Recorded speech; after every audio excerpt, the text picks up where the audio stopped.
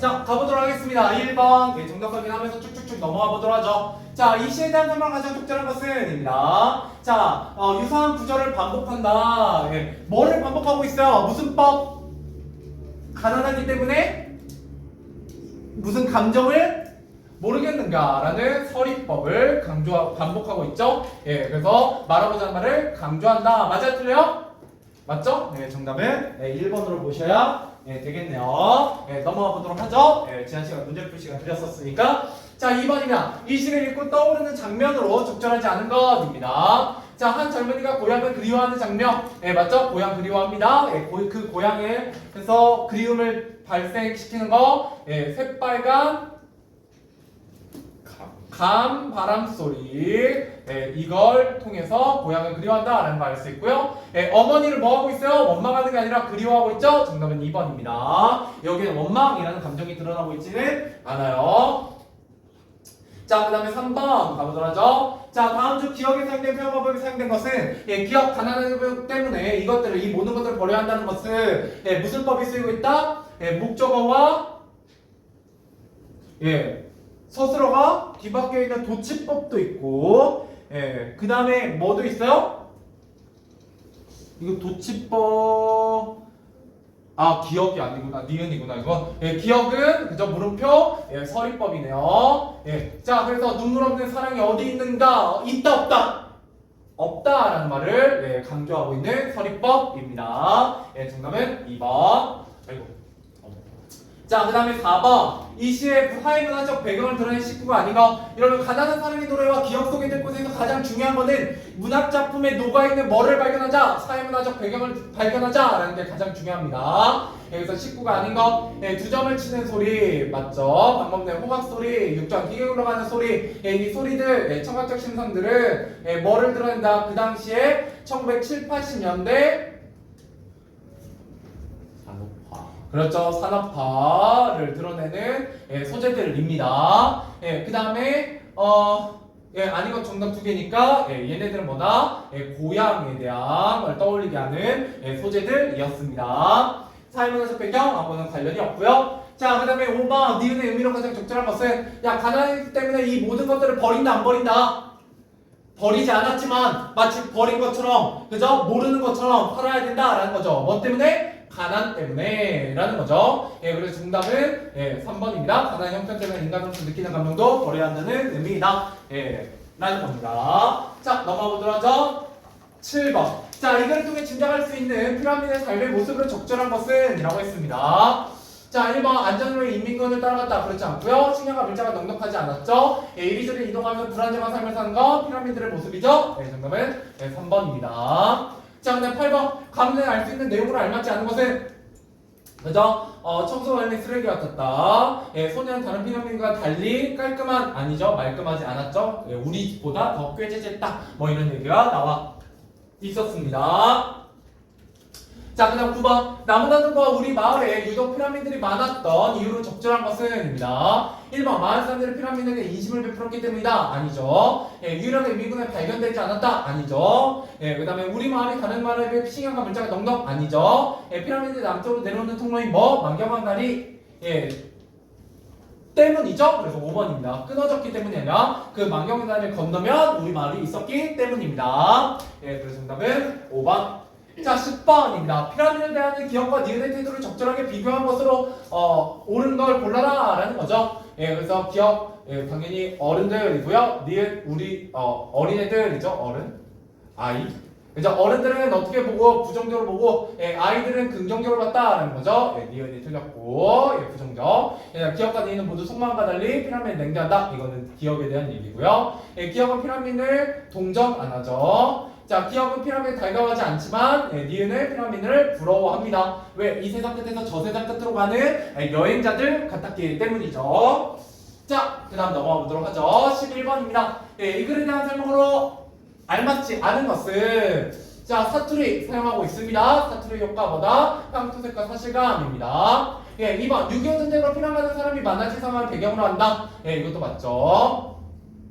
자, 3번 어린아이가 서술자 등장하기 중요하죠. 순수한 시각으로 사건을 바라보게 됩니다. 이러면 누가 비판이 더 잘 된다? 어른들의 예, 탐욕이 더 부각됩니다. 예, 탐욕을 더 부각해서 비판하는 효과가 있어요. 자, 그 다음에 4번 서술자가 사건을 전달하면서 주변 인물의 심리를 분석하고 있나요? 아니죠? 예, 소년인 나는 분석하고 있진 않아요. 그죠? 네, 그래서 대사행동을 통해 사회적 상황이, 그죠? 전쟁이라는 상황이, 전쟁의 비극이 개인에게 어떤 영향을 끼치는. 자, 그래서 12번부터 가보죠. 나와 누나의 피난길에 대한 설명으로 적절하지 않은 거, 늦게 떠났고요. 그죠? 북쪽으로 갔고요. 고모네로, 상권에 있는 고모네로 갔고요. 민민군과 맞닥뜨리면서 피난길이, 그죠? 무서워졌죠? 그래서 돌아가게 됩니다. 정답은 4번.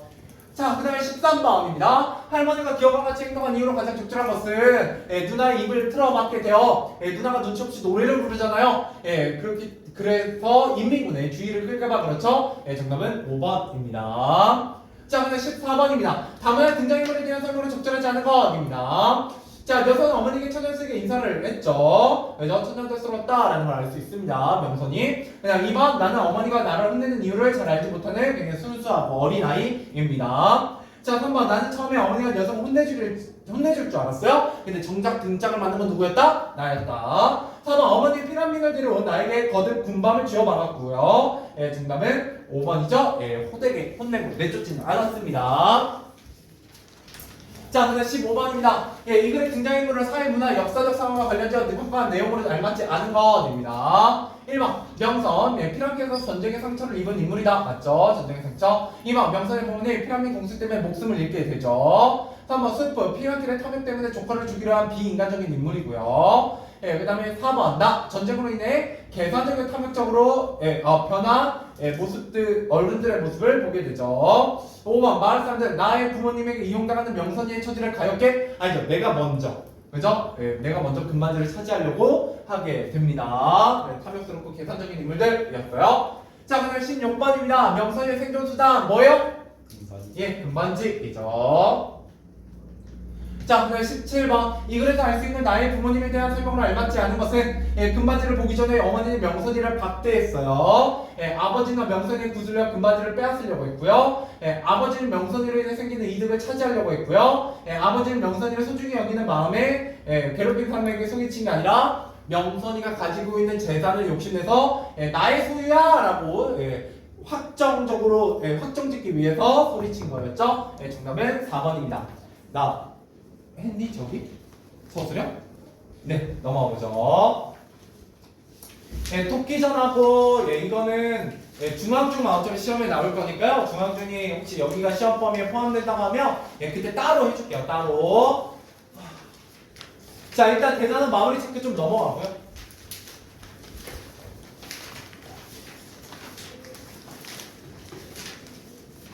자, 57부터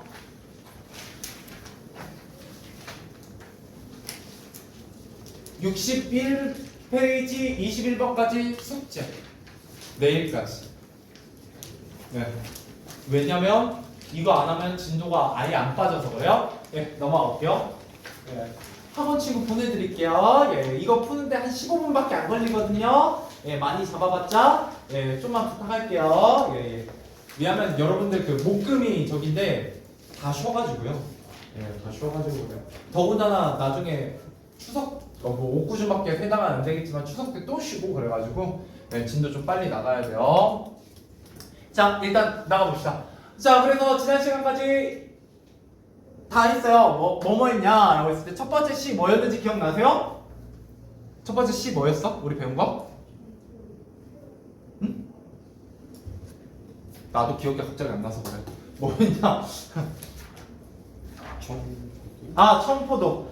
청포도. 청포도에서 중요한 건 크게 세 가지 주제를 떠올려 보시면 됩니다. 첫 번째 청포도 뭐에 대한 얘기였다? 평화롭고 풍요로운 고향의 회복, 과거의 회복을 소망하는 주제가 하나 있었고요. 또 하나는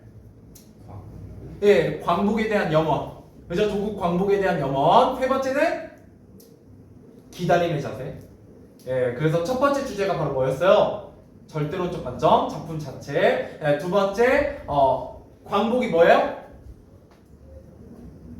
독립운동가였던 시인 이육사에 대한 내용이었습니다. 그래서 작가의 삶 혹은 일제강점기 시대 상황을 반영한 해석이었고요. 세 번째 기다림의 자세는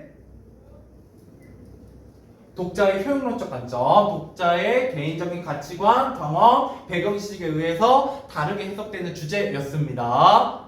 기억나니? 이제 학교에서 그거 이제 슬슬 할 텐데, 그죠?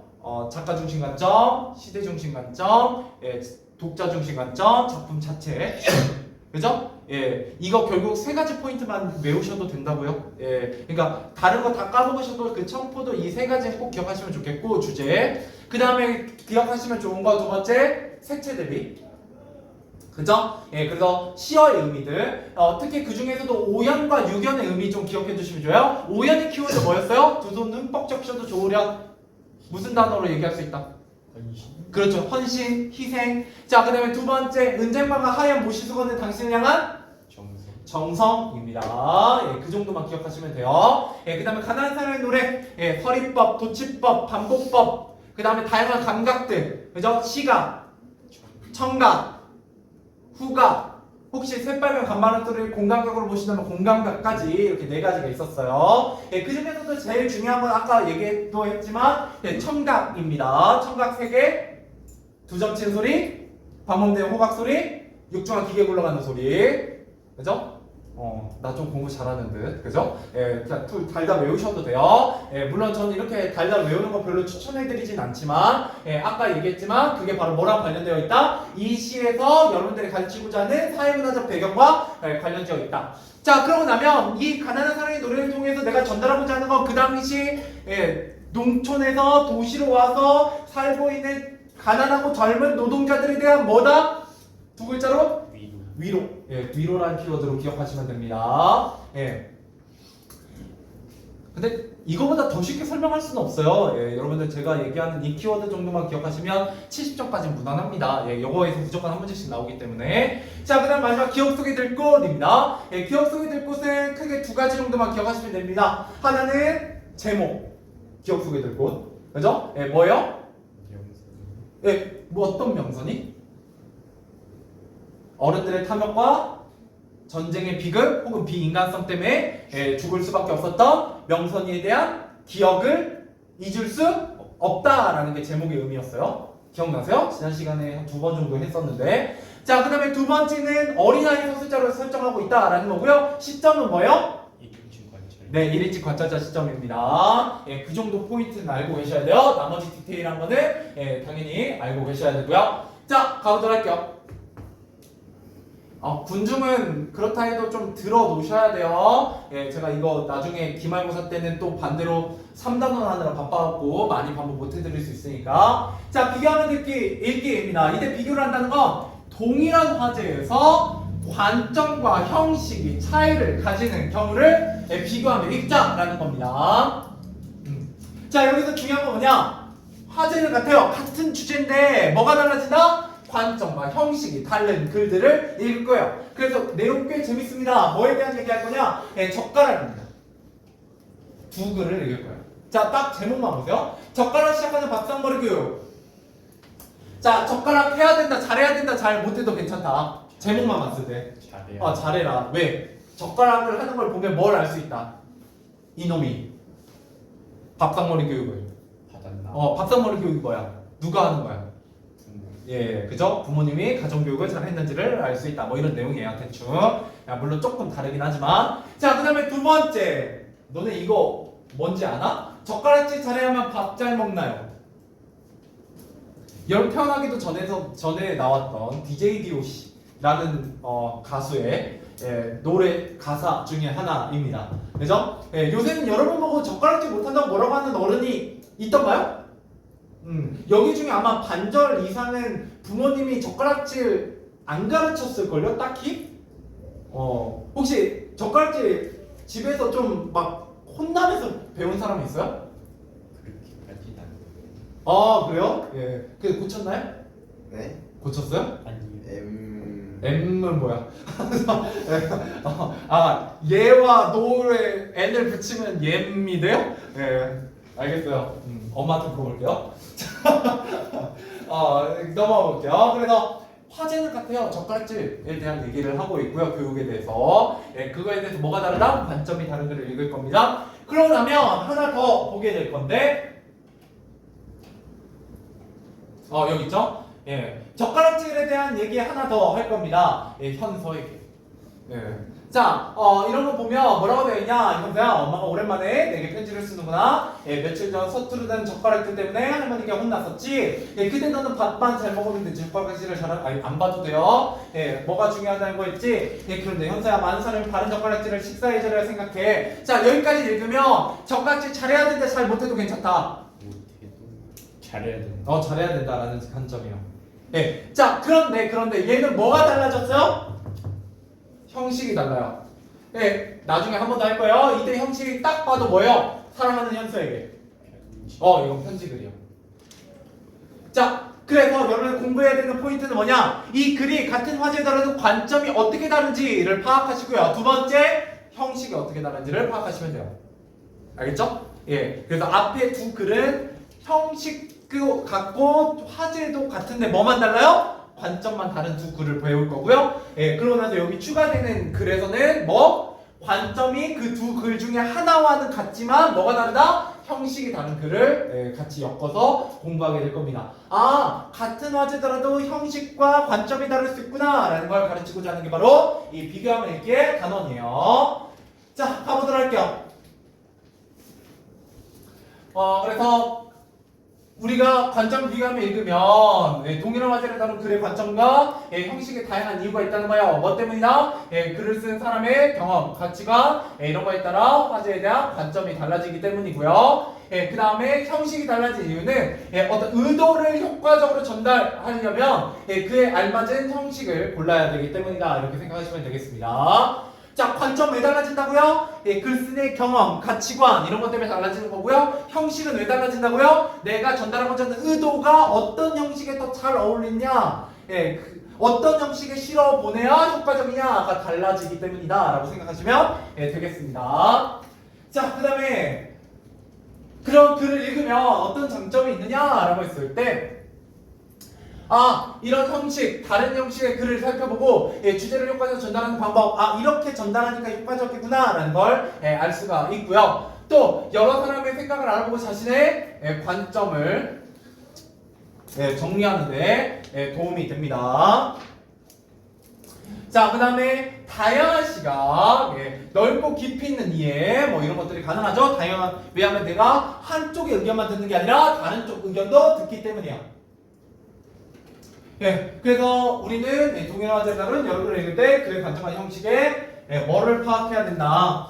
차이점을 파악해야 된다. 차이를 이렇게 얘기하게 됩니다. 자, 그 다음에 관점과 형식을 비교하면 읽기의 과정 블라블라 됐고요. 필요한 태도 블라블라 별로 안 중요해요. 시험하고 직접적 관련이 없으니까. 자, 문제 같이 풀어볼게요. 1번입니다. 대상에 대한 글쓰기의 관점에 영향을 미친 요소가 아닌 것은 이라고 했습니다. 경험, 지식, 가치관, 배경 지식 같은 얘기죠. 정답은 5번이겠죠. 글쓰기와 독자의 관계는 별로 상관이 없어요. 관점하고. 넘어가 보도록 하고요. 자, 2번 동일한 대상에 대한 관점이 서로 다른 글을 읽는 방법으로 가장 적절한 것은 이라고 했습니다. 단순히 마음에 드는 틀렸죠. 최대한 편협한. 편협이 뭐예요? 편이 무슨 편자?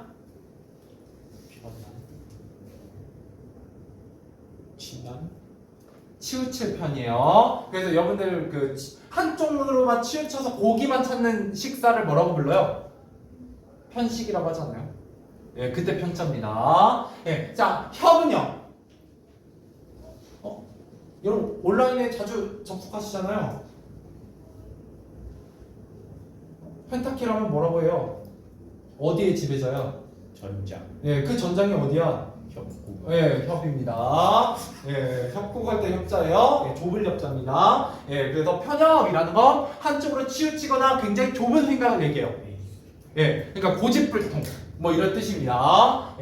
아니면 편견이 되게 심한 이런 뜻이에요. 자, 당연히 안 되고요. 관점과 그에 따른 내용을 비교하며 읽는다. 자, 비교하면서 읽어야죠. 정답은 3번입니다. 됐어요. 3번 가보죠. 자, 두 개의 화제를 다룬 여러분의 관점을 비교하며 읽을 때의 효과를 알맞지 않은 것은 자, 화제와 관련된 다양한 관점을 알아볼 수 있다. 그쵸? 자, 화제에 대한 자신의 관점을 정리한다. 정하는 데 도움이 된다. 좋고요. 예, 여러 관점을 비교하여 화제를 폭넓게 이해할 수 있다. 예, 좋고요. 객관적인 균형 있는 시각으로 문제를 바라볼 수 있다. 객관적인 균형 있는 시각. 좋아요. 예, 그 다음에 5번. 예, 그래서 다른 대상에 대한 맹목이 뭐예요? 맹자가 무슨 맹자예요? 리신이요? 안 보이네. 네, 그죠. 맹인이라고 하잖아요. 눈이 안 보이는 사람. 예, 예. 그죠? 남학생분들 되게 좋아하시는군요. 예, 그래갖고 가끔 여자애들도 예, 잘 알고 계시다가 남자애들이 약간 뻘짓하면 넌 리신 같니? 라고 하면 굉장히 좋아할 거예요. 예, 굉장히 화를 내면서 좋아할 겁니다. 자, 왜냐하면 리신은 더군다나 뭐가 없어요. 대머리거든요. 예, 그래서 놀려 먹을 때 쓰시면 굉장히 좋습니다. 자, 아무튼 그래서 맹목이라는 건 뭐예요? 목적이 보이지 않는, 목적이 없는. 그러니까 무조건적인 믿음. 네, 이런 게 맹목입니다. 정답은 5번입니다. 그래서 저 맹목적이다라는 말 보통 어디에 많이 쓰냐면 사이비에 많이 써요. 사이비 종교 같은 거에. 자, 넘어가도록 하겠습니다. 자, 젓가락으로 시작하는 밥상머리 교육. 시간이 좀 애매하네요. 예, 제가 숙제 아까 내드렸잖아요. 그거 풀 시간을 좀 드리는 게 여러분들한테는 더 좋을 것 같습니다. 57페이지 1번부터 서술형은 안 푸셔도 돼요. 61페이지 21번까지 1페이지 21번까지 문제 풀어보세요.